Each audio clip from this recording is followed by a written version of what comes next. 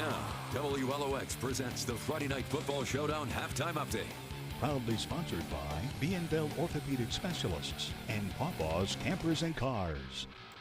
And hello, everybody. Welcome into the Friday Night Football Showdown Halftime Update. I am your host, Dylan Jones. It is week 9 of high school football right here on the Mississippi Gulf Coast, and the playoff race starting to heat up, and we have a couple of good games here tonight. So we want to be able to get you those updates. You can head on over to WLOX.com where you can get all of those latest updates. If you make sure to type in WLOX.com at the very top, navigate your way over to the hamburger menu up here. I'm not going to tap it right now because the computer is going incredibly slow for whatever reason, but that's okay. Make sure to hit the hamburger menu, find the sports tab, click the arrow beside it, drop down menu, and you'll be able to find the scoreboard that way. You can also do the same on our mobile app. But without any further ado, we start off in the Kill, where the Hancock Hawks are looking to keep their playoff hopes alive. They see the Pascagoula Panthers, who also come into the night with a 1-1 record in district. The two teams have seen each other in each of the last 3 years, Pascagoula taking the most recent contest in 2023. So this one, first half starting to wind down a little bit. Hancock did have the ball the last time I checked. Pascagoula leads at 21-17 in Hancock. So over in Picayune, the Tide have taken 21 straight victories when it comes to region play, absolutely dominating in that region. They host Long Beach, who on the flip side have dropped 37 straight region games. And as one might be able to tell, the comparison between these two teams is stark. The Tide have missed the playoffs just 3 times since 1996.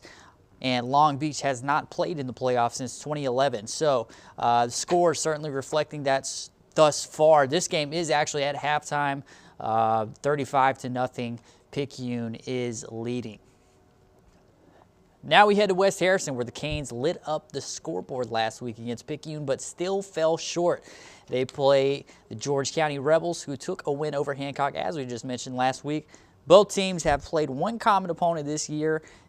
That is the Greene County Wildcats. Both teams saw completely different results. In week 1, the West Harrison Hurricanes were blown out 12-42 by Greene County. The next week, George County convincingly defeated the Wildcats, handing them their only loss so far this year. Were those two games a sign of things to come tonight? Well, so far, if we take a look at the score, second quarter in West Harrison, George County leading at 48-21. This game also winding down in the first half, I do believe. So we'll be entering halftime here shortly. Now we check in with PRC. The Blue Devils sit at 2-5 and fell to Terry last week. This week they face what will likely be their toughest opponent all season, the undefeated Hattiesburg Tigers. PRC's last win over the Tigers came in 2015. They played 7 times since then, Hattiesburg taking all 7 games, and Hattiesburg just overflowing with talents this year. That is a roster that is absolutely loaded. Undefeated so far. One of the early favorites to take state, I would imagine. PRC certainly has their hands full with them tonight. Hattiesburg leads it at halftime, 35-0. Dipping down to 5A now, we head to Hurley and visit the 1-win East Central Hornets as they clash with the 1-loss Gaucher Gators. And the Gators have been unstoppable at home, taking their last 17 home games, including last week's contest against Wayne County. However, they hit the road this week. The Hornets are off to their worst start to a season since 2014. That same year, they managed to salvage their season with a 4-game winning streak at the very end, clinching the playoffs. Can they do the same this year? Not looking good so far. However, 21-0 lead for the Gators. Very certainly not impossible to overcome, but they're going to have to get things right here in the second half. Now we look at the Van Cleve Bulldogs, who continued their success on the road last week against the Stone Tomcats, bringing them to 3-1 in away games. However, they sit at 1-3 at home, and they look to turn the tide tonight against the defending South State champs in Laurel. These two teams have met just twice before, once in 2004, once last year. Laurel took wins in both of those games. At halftime right now, Laurel leads it 20-14.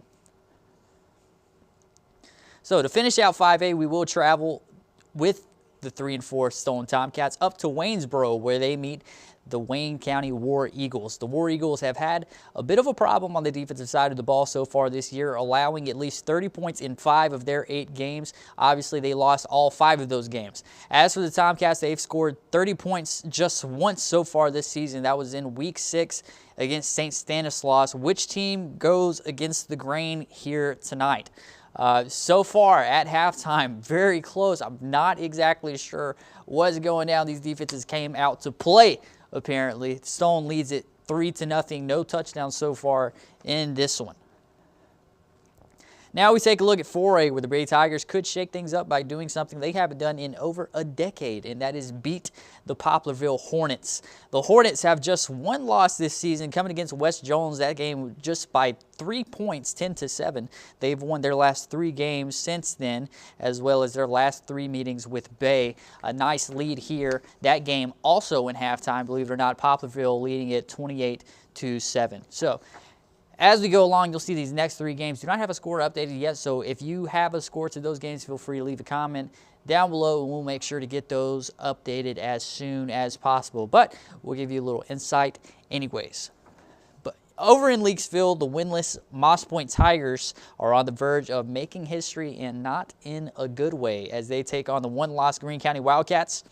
The Tigers enter their final game of the season. They are currently just 1 loss away from their first winless season since the beginning of the program in 1925. They've had just one one-loss season in program history, coming in 1987. Greene County certainly going to be a tough customer there to try and snag that win away from. Now we head to New Augusta as the St. Stanislaus Rockachaws heads face the Perry Central Bulldogs. The Rocks picked up a shutout victory last week against St. Patrick.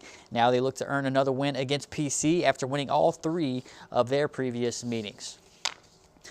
Speaking of St. Patrick, the Fighting Irish entered their final game as well of the season. Also winless, they host the Tylertown Chiefs, who fell narrowly to Poplarville last week. With a loss, this would be the Irish's first winless season since 2015. With a win, they'd earn their first district victory in 36 games. That is excluding forfeits. So, a little insight on those 3 games right there. Looking to get a score. If you do have those scores, make sure to leave those in the comments down below. We also have this one right here, Sacred Heart and Resurrection.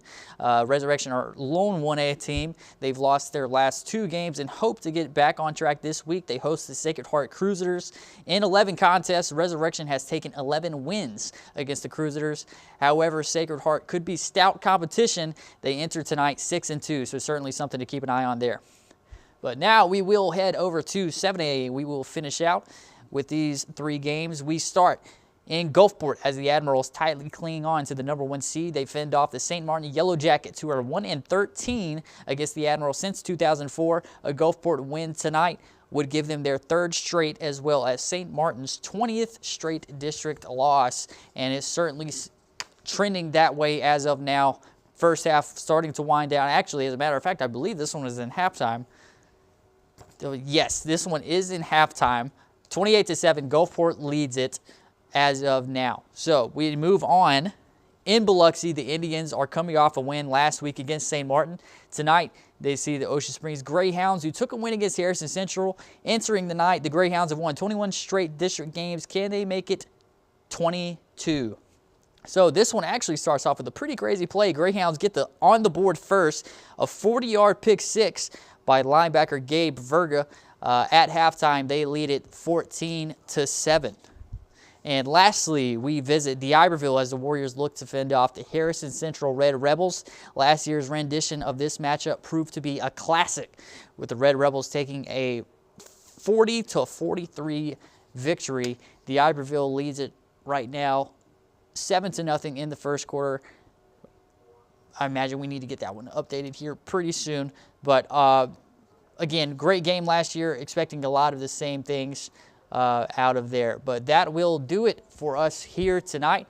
Again, make sure to head on over to WLOX.com and navigate your way over to the scoreboard section to get all of the latest updates throughout the night. And also make sure to tune in to WLOX on ABC and CBS later tonight at 10:15 for all of those final scores and highlights. But that will do it for us here tonight. I am Dylan Jones. Thank you so much for joining me, and good night.